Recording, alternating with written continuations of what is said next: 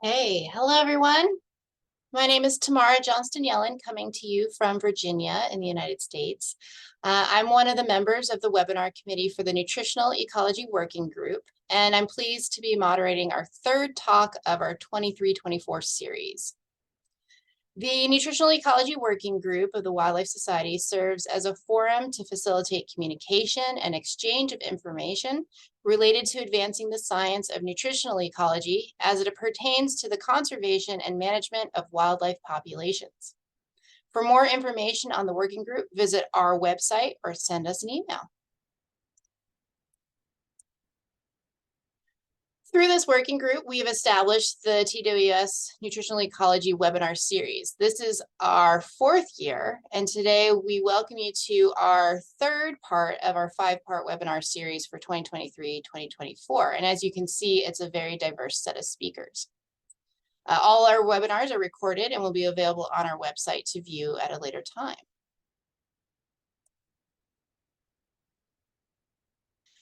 If you have any questions during the presentation, please put them in the Q&A box and we will moderate those at the end of the presentation. And with that, I would like to welcome Dr. Karen Marsh from the Australian National University. Dr. Karen Marsh is head of the Animal Plant Interactions and Nutritional Ecology Group at the Research School of Biology, Australian National University. Her research predominantly focuses on the feeding ecology and nutritional physiology of possums, gliders, and koalas. She is particularly interested in how nutritional knowledge can be used to inform conservation and management decisions for these animals and their habitats. And I will leave it to you, Karen, to take it away. And again, please feel free to put your questions in the Q&A, and we will take a look at those at the end of Karen's talk. So thanks very much, Tamara. Let me organize sharing my screen, if I can find the right one.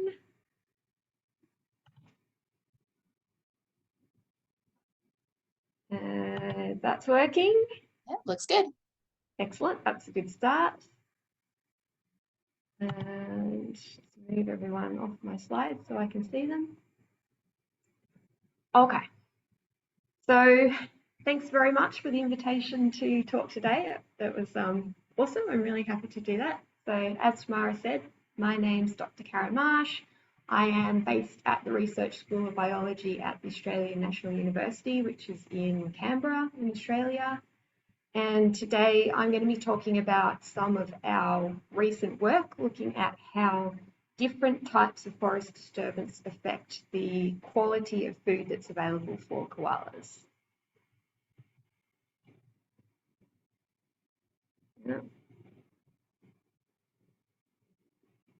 Okay, so before I get started, I thought that I would start off with a super brief background to my research group.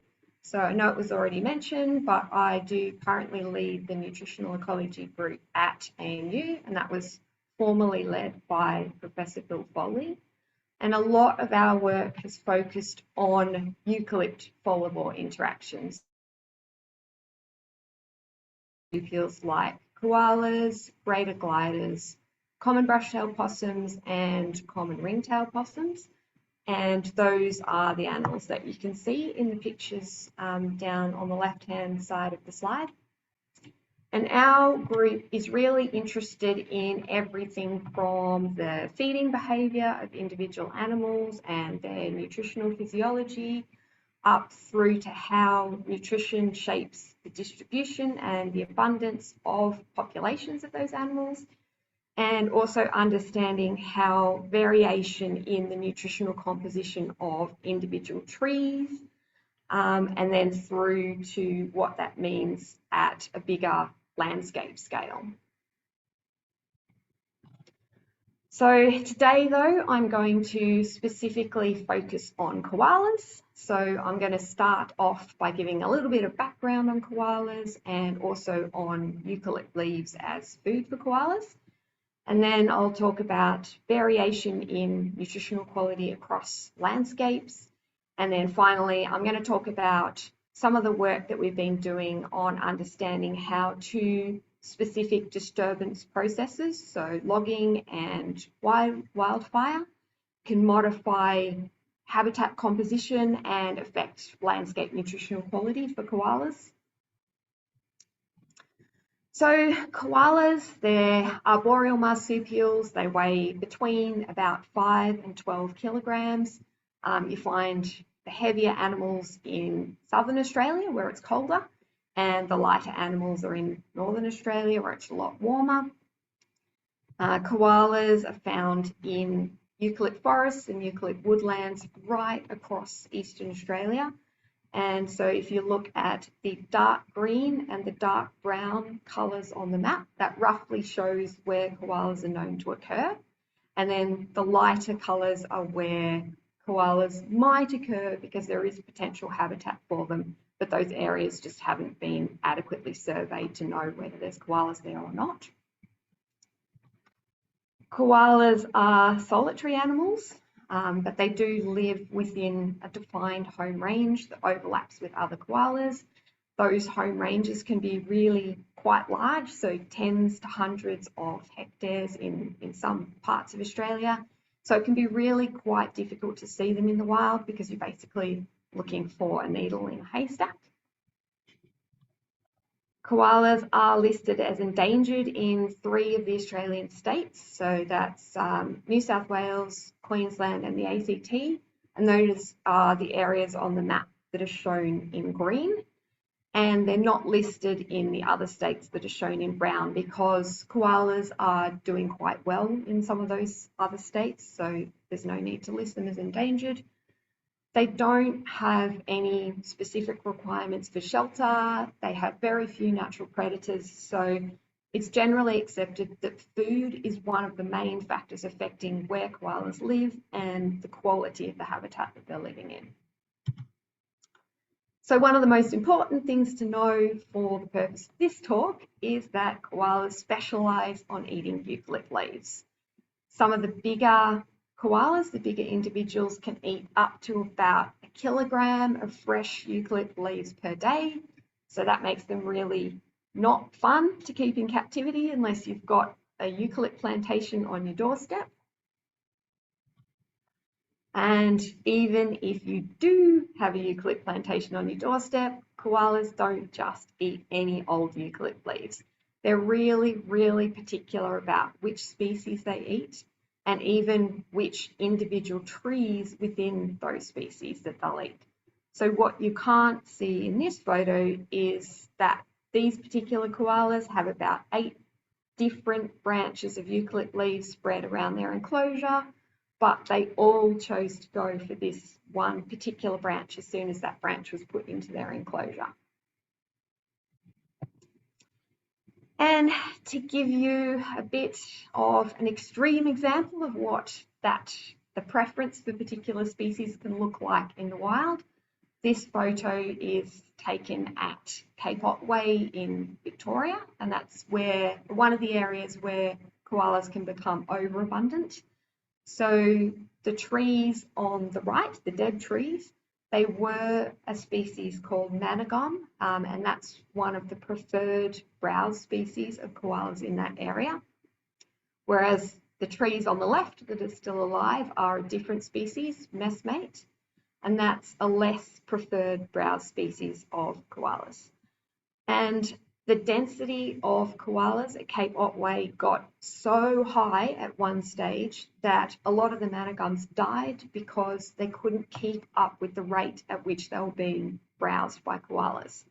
But the messmates actually managed to survive because they weren't being browsed to anywhere near the same extent as what the managums were being browsed. You might think that once the koalas finished on managums and all the managums were dying, that they would actually move on to eating the messmates, but that didn't happen. So unfortunately, what happened once the managums died was a lot of the koalas actually died of starvation or ended up being euthanized because they were starving to death, basically, so on welfare grounds. So this is an example not just of koalas having a preference for some particular species, but also about some species being suitable food and other species being inedible to koalas. And those sorts of preferences can be driven really strongly by the chemical composition of eucalypt leaves. So when I talk about nutritional quality through the rest of this presentation, I'm going to be focusing on 3 specific types of chemical constituents that we know are quite important to koalas. So the first one of those is digestible nitrogen, with nitrogen just being a way of measuring protein. And then the other 2 constituents are types of deterrent plant secondary metabolites. So these ones called FPCs and UBFs, and I'm not going to bother going into what their longer names are. And koalas don't like to eat eucalypt leaves that contain high concentrations of either of those types of chemical compounds. And to show you what I mean by that, this figure is koalas that were fed a whole lot of different trees when they were in captivity and their food intake was measured. So we've got food intake on the y-axis, and the individual trees all have different FPC concentrations, and those are listed along the x-axis. So koalas eat a lot from trees that have low FPC concentrations, so that's like the trees that are circled in yellow, and then they eat very little from the trees with the high FPC concentrations, like the ones that are circled in red. And that response to the different concentrations of secondary metabolites is really quite important because what these figures are showing here is variation between individual eucalypt trees and also between eucalypt species. So each of the bars on these figures are a different eucalypt species, and we've got both of the figures are showing the same eucalypt species, but one of them is measuring FPCs on the right, and the one on the left has got UBFs. So we've got the concentration of UBFs and FPCs on the y-axis, and you can see that you get quite a range in variation of concentrations, both between eucalypt species, but also within the species. And these measurements are, we've got 950 individual eucalypts making up those figures there, those 2 figures.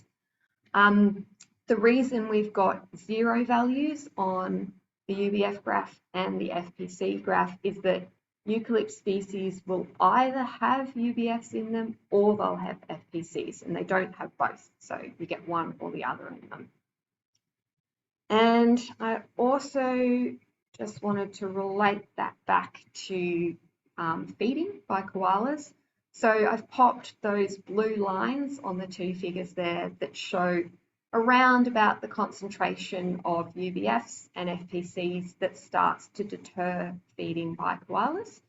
So in this particular landscape where this study was done, these trees were sampled, koalas are probably going to eat a lot less of most of the trees that are the species that contain UBFs, because you've got a lot of trees that are above that blue line, and they're going to eat more of the trees belonging to the species with FPCs, because there's more of those trees below that blue line.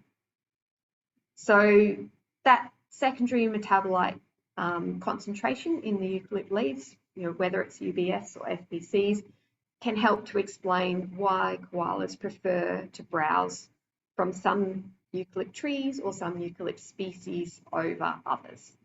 And just as an aside, in case you're interested, the manna gum and the messmate example that I showed you from Cape Otway before, where we've got the overabundant koalas, the manna gums, which is the species that was being killed by the koalas, that's a species that contains FPCs, and the messmate that wasn't being browsed is actually a species that contains UBFs. So the other thing that I mentioned that was important to koalas is digestible protein. So while the koalas are trying to avoid ingesting too much of those FPCs or the UBFs, they're also trying to meet their requirements for protein and various other nutrients. And of course, protein's super important for a whole lot of different physiological processes including growth and reproduction. And eucalypt leaves are naturally quite low in protein. And those protein concentrations, the low concentrations, can actually be further exacerbated by the fact that eucalypt leaves can also contain really high concentrations of tannins. And some of those tannins can actually bind to the protein. And that makes a certain portion of the protein indigestible to the animals and basically unavailable to them. And just like I showed you with the UBFs and the FPCs, different eucalypt species and different individual trees within species can differ in their concentration of digestible nitrogen. So we've got same species again on this graph that we had on the UBF and FPC graphs, and we've got digestible nitrogen concentration on the y-axis. So again, we can see that some species have much higher concentrations of digestible nitrogen than other species, and you also get the case within species where you've got some individual trees that are better than other individual trees of the same species. And if you look at what that variation looks like on a landscape scale, so you can find that you've got some areas that are much higher in nutritional quality than others. So this picture is hyperspectral data. So it was collected from a plane flying over the top of a eucalypt forest and collecting data on the wavelengths of sunlight that were reflected from the canopy. And those reflected wavelengths were then calibrated with the digestible nitrogen concentration in a subset of the trees in the landscape. And then that allowed us to essentially predict the digestible nitrogen concentrations for the rest of the trees in the landscape based on the spectra of reflected light from the canopy. And what we've done with this picture is the canopy pixels have been coloured based on their predicted digestible nitrogen concentration. And the lighter the colour, the lower the digestible nitrogen concentration. So basically, areas that are darker are higher nutritional quality.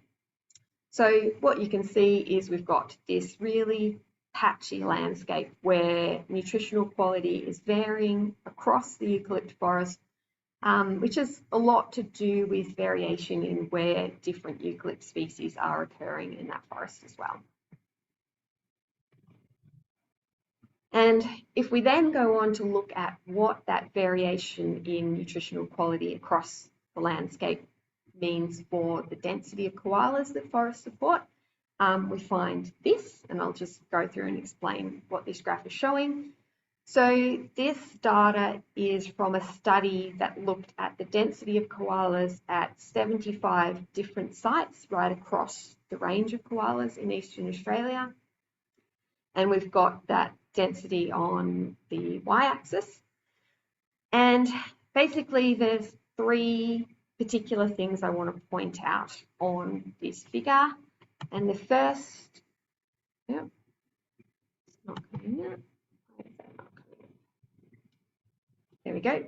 Okay, so the first, if you noticed a little number 1 pop up, is that if you look along the x-axis where you've got the digestible nitrogen concentrations, you can see that you get an increase in koala densities as the digestible nitrogen concentration increases in the landscape. Then the second thing is that the concentration of FPCs in the landscape influences the density of koalas as well. And you can see that from the difference between the red line and the green line. So the red line is landscapes with lower mean FPC concentrations, and the green line is landscapes with higher FPC concentrations. So higher FPC concentrations result in a decrease in the density of koalas.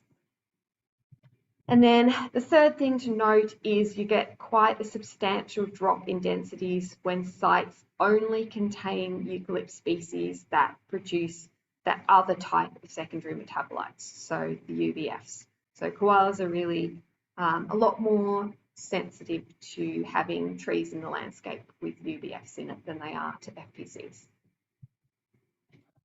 Okay, so basically I've just given you a crash course in 30 years worth of koala nutritional ecology, and now I wanted to go on to what we've been working on recently in the last few years, and that is how we can use all that nutritional information that we've collected over this long period of time to inform conservation management for koalas, given that they've just been uplisted to being endangered.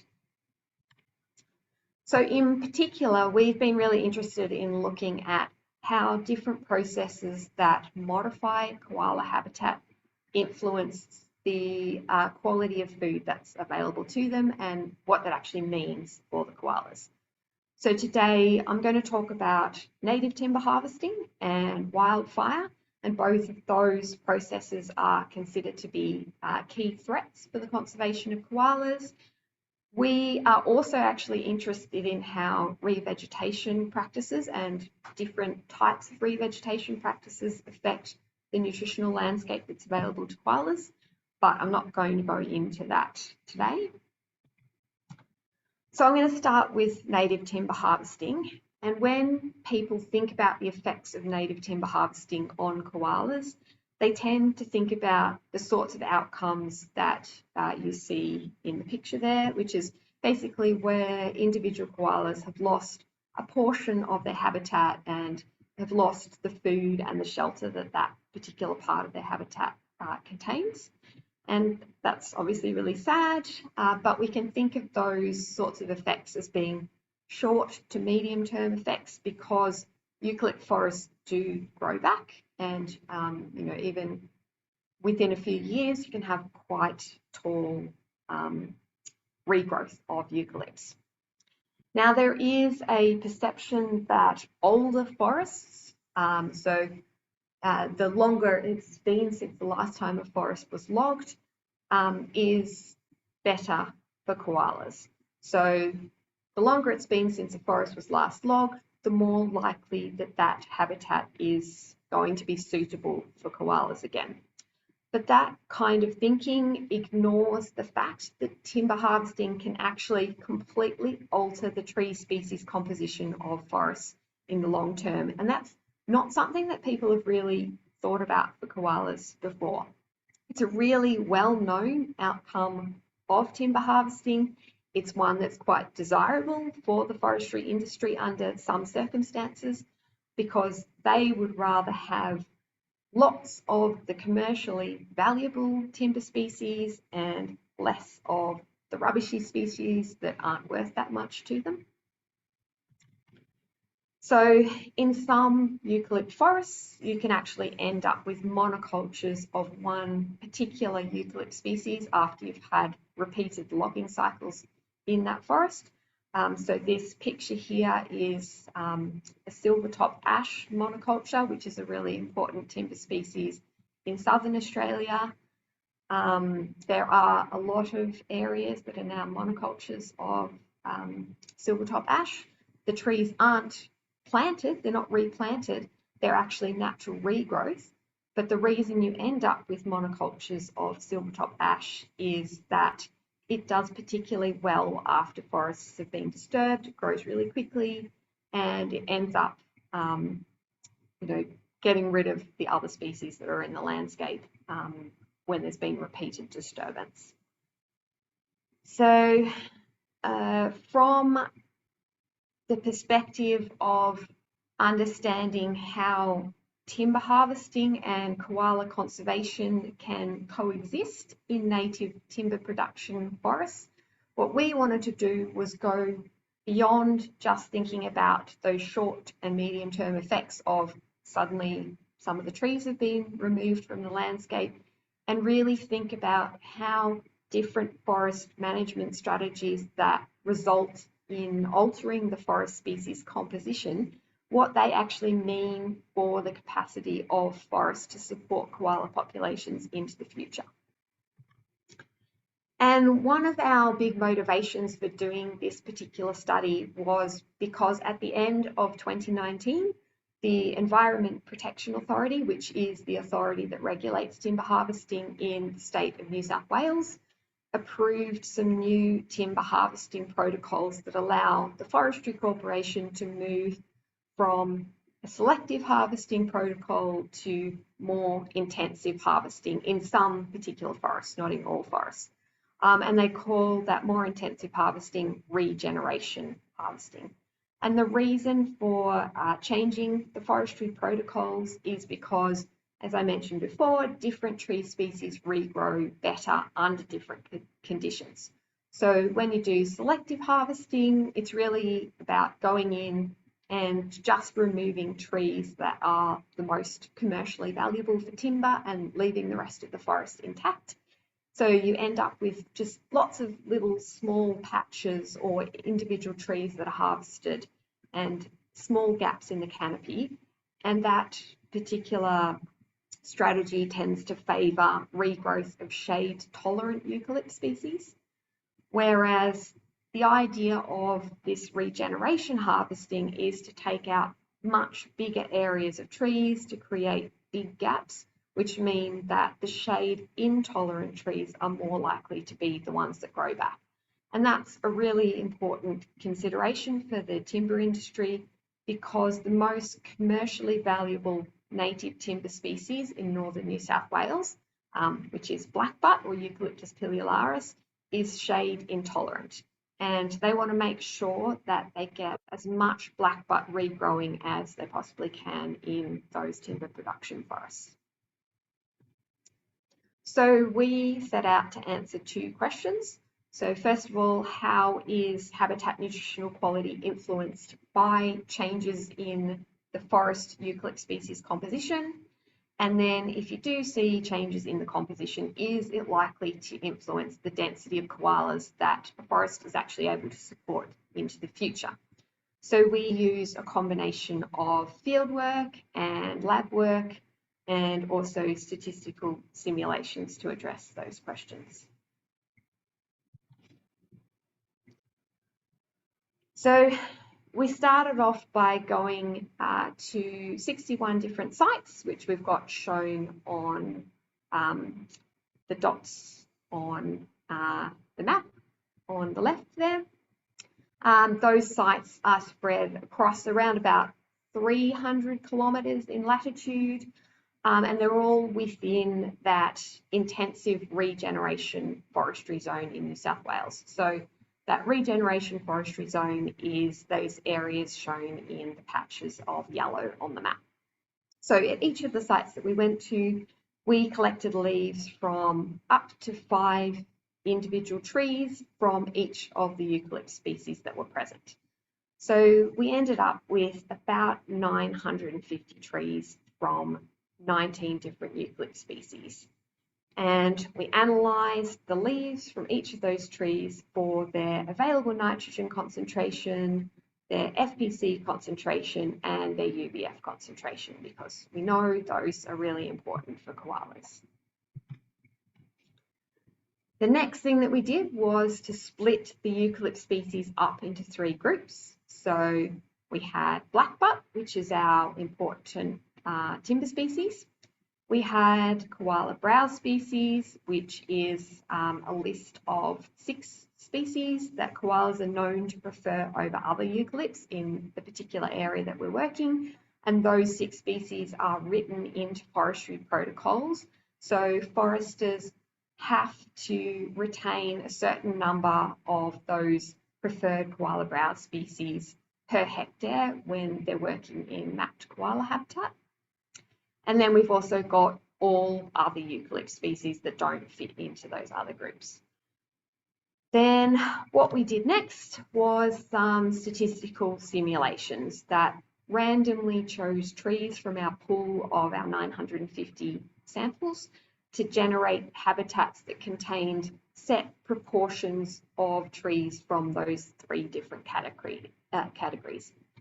And we then used our measured nutritional quality to calculate that mean nutritional composition of the trees in our simulated habitat. And that let us look at what happens to habitat nutritional quality if you shift the tree species composition in any direction relative to the different tree categories. And then the last thing that we did was to use our known relationship between our habitat nutritional quality and koala densities to look at whether, if you change the eucalypt species composition, whether it might be going to have long-term effects on the density of koalas that forests can support. So this is the data that comes out of our habitat simulations for digestible nitrogen. So we've got our mean habitat digestible nitrogen concentration on the y-axis, and we've got the proportion of trees in the habitat that are blackbutt along the x-axis. And then there are multiple lines here, multiple different lines showing the relationship, because each of those different lines is a different proportion of koala browse species relative to the rest of the eucalypts in the landscape. So the black line is where we've got none of the other trees in the landscape belonging to that preferred koala browse category, and the pink line is where all of the rest of the trees in the landscape that aren't blackbutt are preferred koala browse species. So the key points on this graph is that as you increase the proportion of blackbutt in the landscape, you see a decrease in the mean habitat available nitrogen concentration. So essentially a decrease in habitat nutritional quality. And you get the same sort of effect if you reduce the proportion of koala browse species in the landscape. So that's all very well, but what do these sorts of differences actually mean for koalas? So as I mentioned in the previous slide, we then looked at that question by basically applying all of these generated nutritional quality values from our simulated habitats, and not just the available nitrogen values that I'm showing you on this figure, but also the mean FPC and UBF values. And then we applied those to our statistical relationship between habitat nutritional quality and koala densities from our field data. And this is what we got from doing that. So this figure's laid out the same as the figure in the previous slide. So you've got proportion of trees that are blackbutt along the x-axis, and this time on the y-axis you've got an index of the density of koalas that we would predict the landscape to be able to support based on our known relationship between nutritional quality and koala density. And then each of the different lines is different proportions of koala browse species. So you can see that the proportion of blackbutt in the landscape does have a big effect on the density of koalas that habitat can support. And there is also an effect of decreasing the proportion of browse species, but it really kicks in once you get to those really high proportions of blackbutt. So this particular study has really kind of helped us to understand what switching to regeneration harvesting to favour the regrowth of blackbutt is likely to mean for koalas, and how we might actually be able to minimise some of those impacts. So for starters, if forests are managed to increase the growth of blackbutt at the expense of preferred browse species, then the carrying capacity of the landscape is going to be reduced in the long term, and that's not really great news for a species that's already endangered. Our data does show that we would expect koala densities to be lower in areas that actually naturally contain high proportions of blackbutt. So one potential way to mitigate increasing the proportion of blackbutt is potentially to target the areas for regeneration harvesting that are already up on that higher end of blackbutt proportions in the landscape.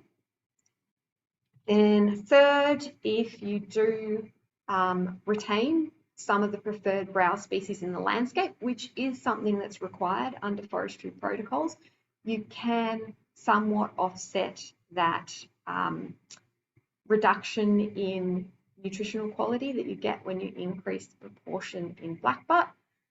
The big question, though, is whether the amount that foresters are currently required to retain, and that's only 5 to 10 individual trees of koala browse species per hectare, is really enough to have any sort of effect on offsetting it whatsoever.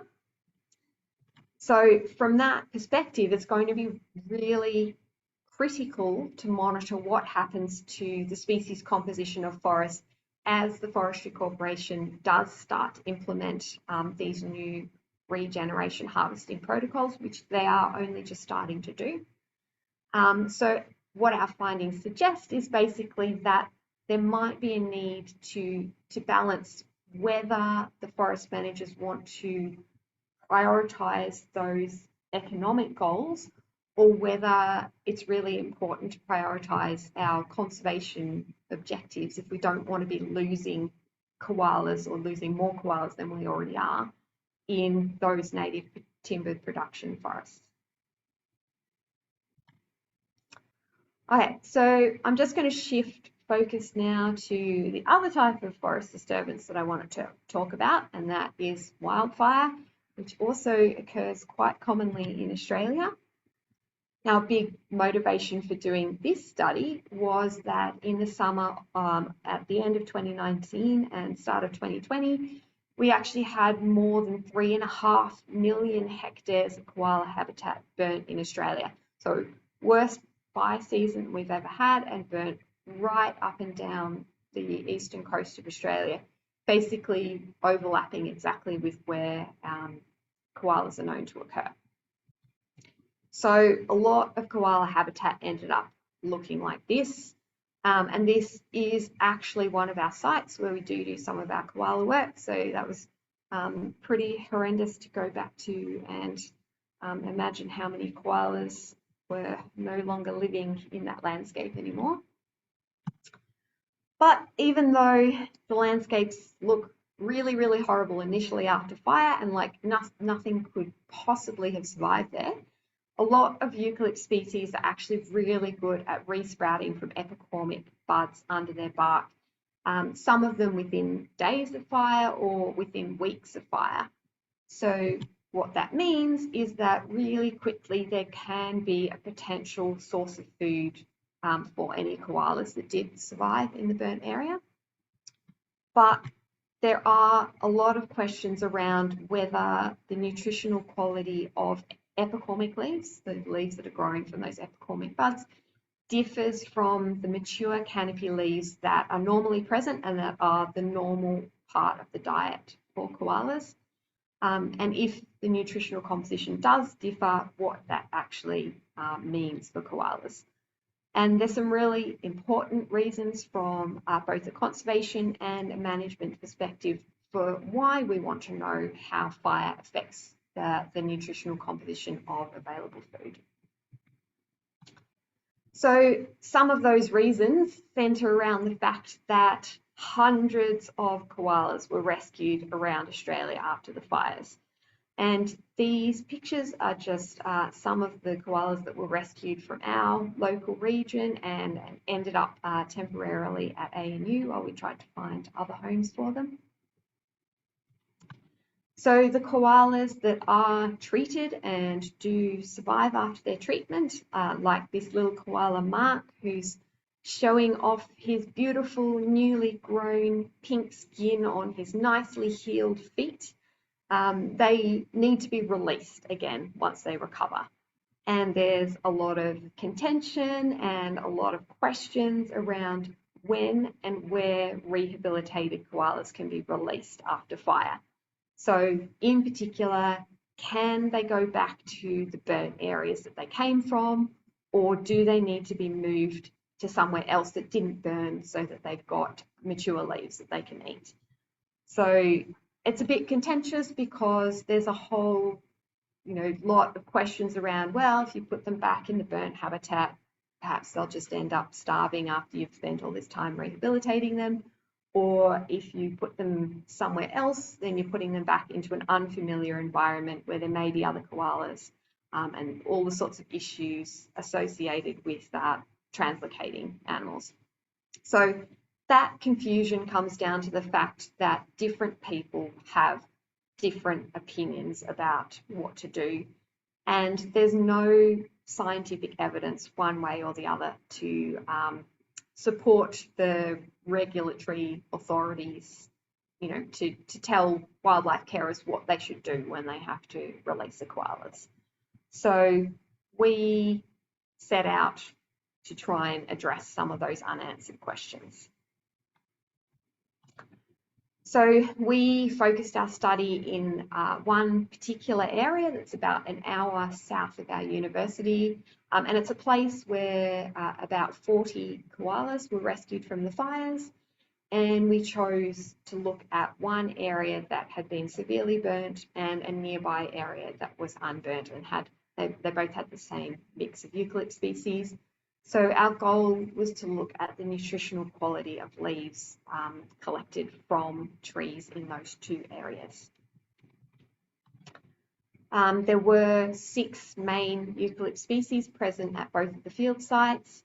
We selected 10 individual trees at the burnt site and 10 individual trees at the unburnt site of each of those species, and we sampled leaves from those trees every 6 weeks for a period of about 12 months, from late 2020 through to late 2021.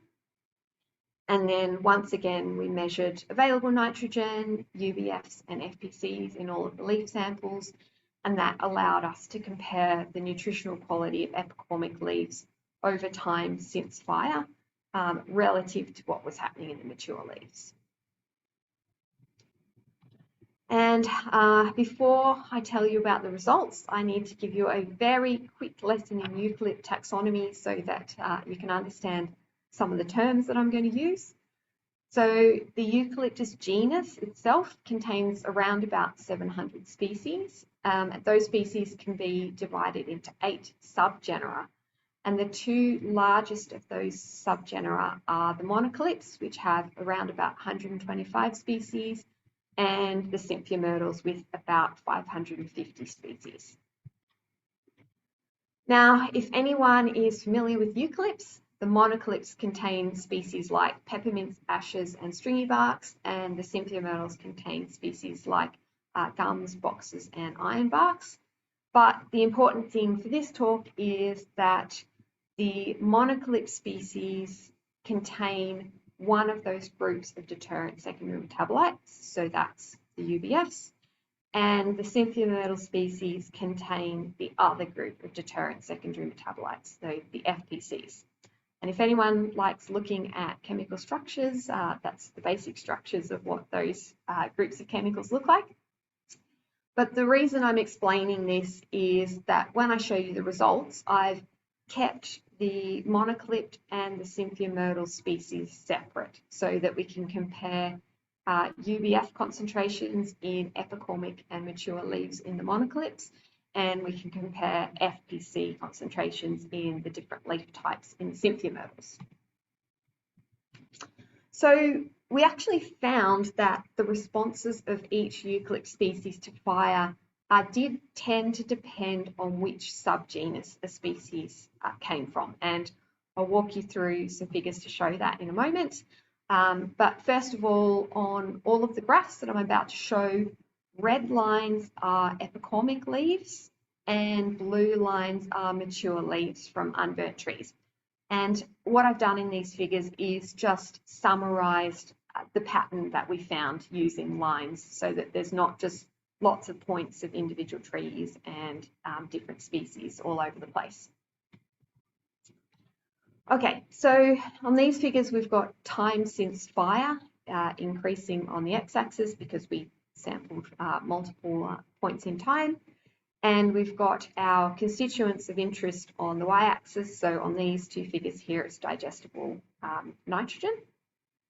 So if we start off just looking at the monocalypt species, then you can see the digestible nitrogen was actually lower in the epicormic leaves than it was in the mature leaves.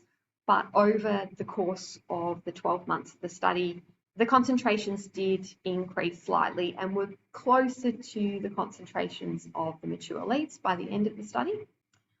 And when you look at the mature leaves, the digestible nitrogen concentration actually remained fairly stable in the mature leaves over time.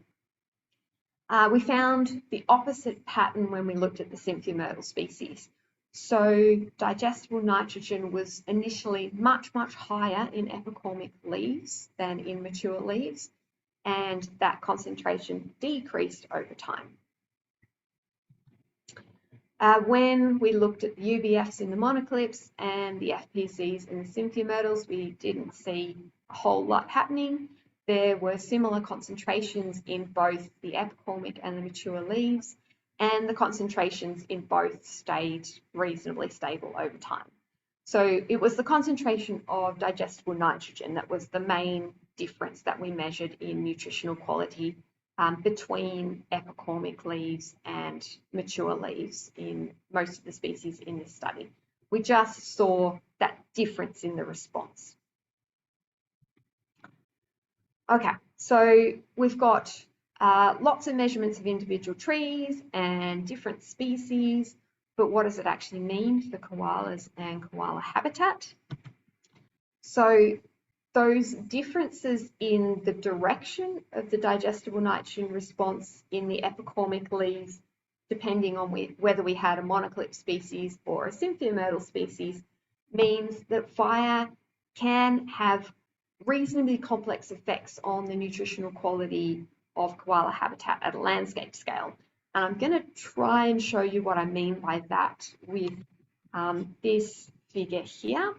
So on the x-axis, we've got our proportion of Symphyomyrtle species in the landscape, anywhere from 0 to 100%.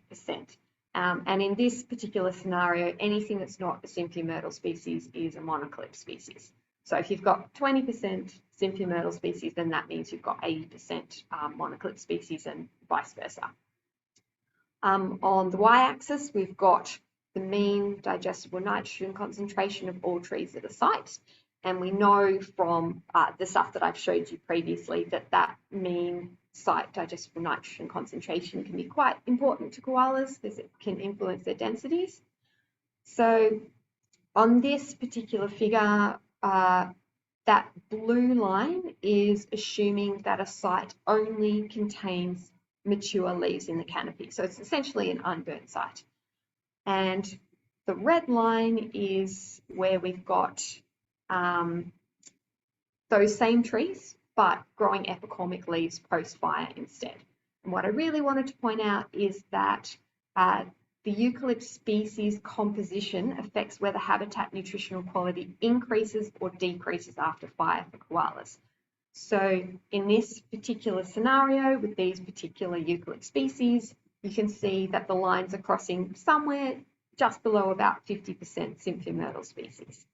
And what that means is that if less than half of the habitat is Symphyomyrtle species in our study area, then the average nutritional quality of a site decreases for koalas when trees are producing epicormic leaves after fire, whereas the average nutritional quality is higher after fire when more than half of the trees in the habitat are Symphyomyrtle species. The last thing I wanted to show you was that we did actually also ask the koalas what their opinion was on epicormic leaves. So this is my lovely PhD student Maria collecting epicormic leaves and offering them to some of the koalas who were in care after the fires. And the koalas did agree with our assessment that some epicormic leaves are better than others, and they were particularly adamant that monocalypt leaves don't measure up to Symphyomyrtle leaves.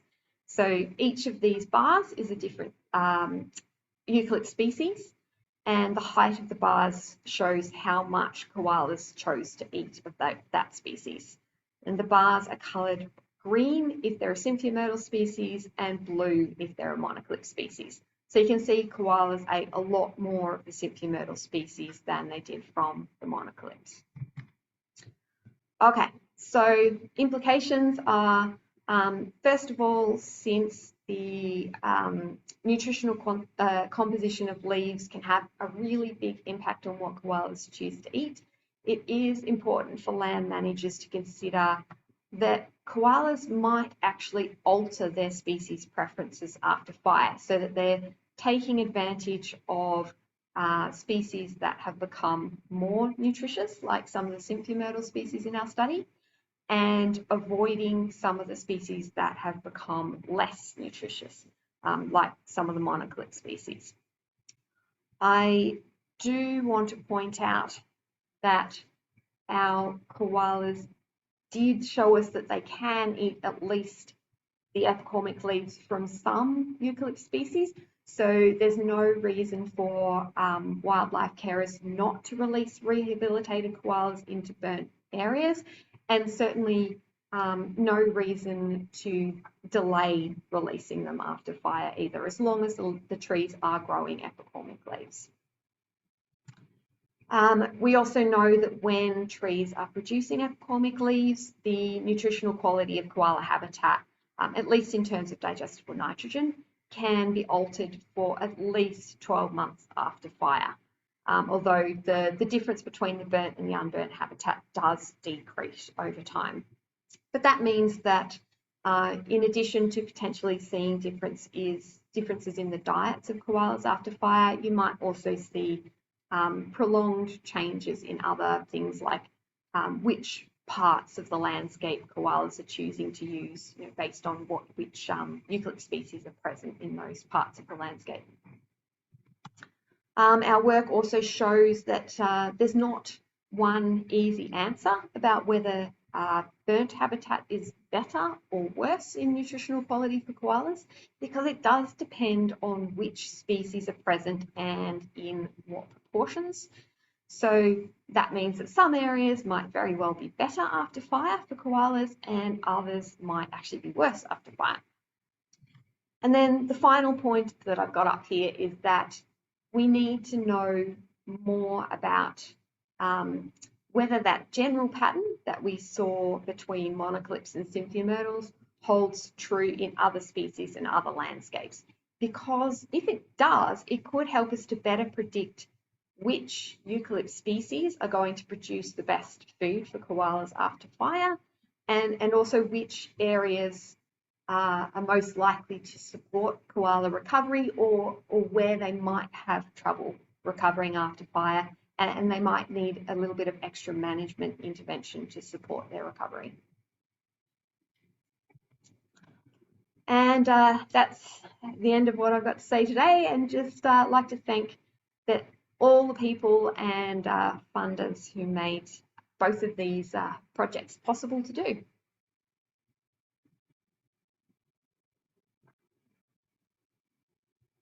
All right, thank you very much, Karen. That was really interesting, and I loved the photos, especially after they were healed, after their really great photos. Please, again, go ahead and put your questions in the Q&A, and we can take a peek at those and help facilitate that discussion. So I'll give everybody a few moments to do that. Karen, I also just realized, did my camera stop working? It did, but at least I could follow along just great. I think you did a great job with your pace, and so it was not difficult to follow without being able Excellent. to. I certainly learned a lot. I did have one particular question, I guess, that could start us off, is that you were comparing the epicormic, right? Epicormic growth with the mature leaves.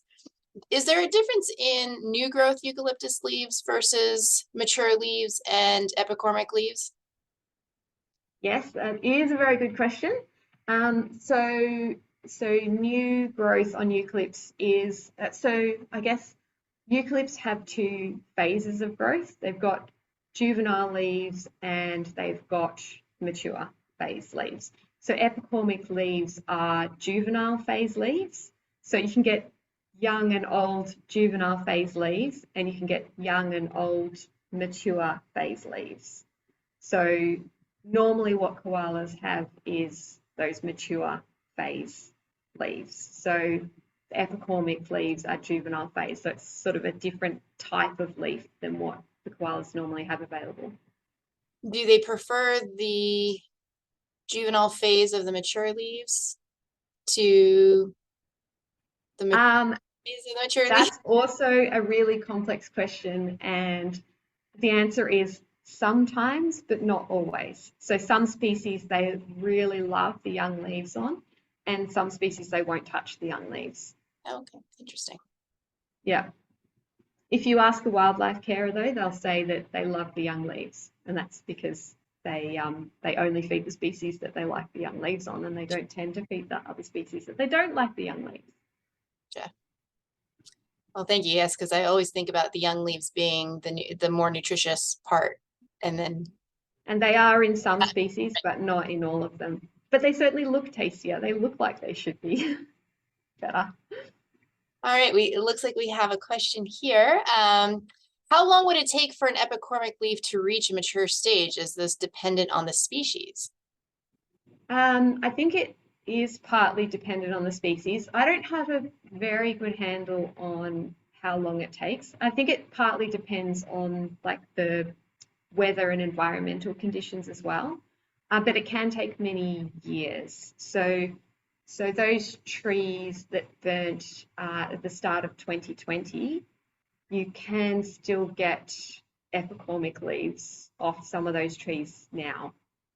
So 4 years, it's basically 4 years since the fire, and some of those trees still haven't recovered their mature canopy. Others have, and others are back to just producing mature leaves.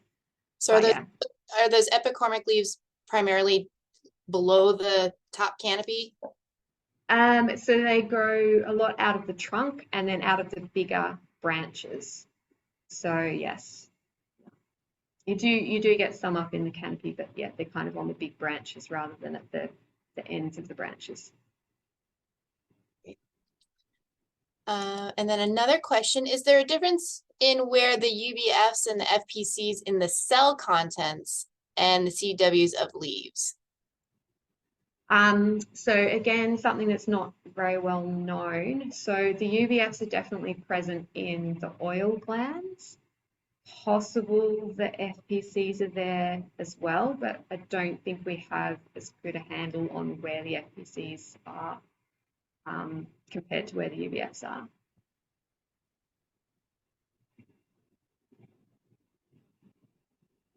Great.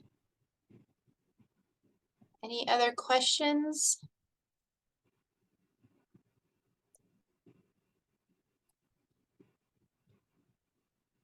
So I'll just ask you a more koala specific question. Are there still many in rehab since the fires, or have they returned most of the ones that were being rehabilitated? Yeah, I think as far as I know, they've all been returned. So it did take over a year, possibly towards 2 years, for some of them to be released. But most of them were released within 6 months to a year of coming into care. And you said there was a bit of a controversy about whether you release them into some places or others. Where did they end up releasing most of them? So all the ones in our area went back to where they came from, and we actually put GPS collars on them and tracked them, but that's another story for another day. But it does depend on the area. So some other places, it's really up to different areas to manage, which is one of the reasons why they would like to get kind of a consistent thing that people have to follow. So some people just are adamant there's no way they're putting koalas back in burnt areas, so they put them somewhere else where it hasn't been burnt. Interesting. All right, we have one more question here. Can you use previous fire history to help your analyses? In what way? I'm wondering if they mean to look to see if perhaps this current fire season or the most recent fire season is different than any of previous ones? I Or- mean, there's a lot we could use it for. I'm not sure about understanding nutritional composition, although one thing we are potentially interested in, but that we haven't really looked into, is how much fire might alter the soil composition and whether that influences the way that the trees, allocate resources to nutrients and secondary metabolites. So that would definitely be something interesting to look at, but not something that we've looked at this stage. We did look at, we tried to look at some sites that burnt but didn't burn up into the canopy. So the trees still had mature leaves, and compared those to unburnt sites as well to see if we could see an effect of fire on the composition of mature leaves. But we didn't really see a difference there. But we were also slightly hampered by the fact that we were in the middle of a drought when we did the sampling as well. So all the trees were a little bit wacky under drought conditions anyway. So it's something I'd really like to come back to see whether the fire effects on soil has an influence on mature leaf composition too. Okay, and looks like we've got an extra one snuck in here. Given the territoriality of koalas, putting them into unturned occupied had what effect on survivorship? So yes, I think that moving koalas around in the landscape can have quite a big effect on them. They tend to move more and don't survive as well when you move them around based on other studies. So in my opinion, it's better to put them back where they came from, somewhere that's familiar, and when they go back and there's other individuals there as well, they already know those individuals. So they do have a dominance hierarchy. So not having to have fights with other animals would, I think, definitely also be beneficial to them. Okay, well, thank you so much for this really interesting talk, and it's good to hear that there is some hope for the koalas. We heard so much about the fires for so long. It's interesting to hear the nutritional aspect of them. And so I want to thank Dr. Marsh and everyone for joining us. We hope that we'll see you at our next webinar on February 14th with Dr. Michael Cherry. And if you'd like to be added to our email list for all our future nutritional ecology talks, please send us an email and we'd be happy to add you to our list. And I hope everyone has a great rest of their evening, afternoon, or morning.